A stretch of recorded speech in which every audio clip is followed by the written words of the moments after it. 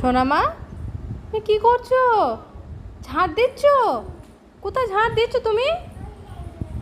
যে ঝাঁট দিতে দিতে চলে গেল ঘরে, ঘর ঝাঁট দিচ্ছে।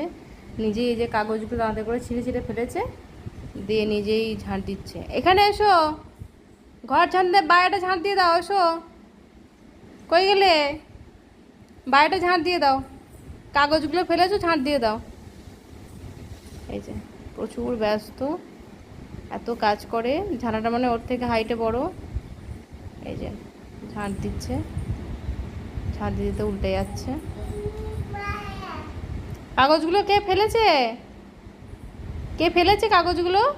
নিজেকেই দেখাচ্ছে। কেন ফেলেছো? কয়ে এইখানে এসো।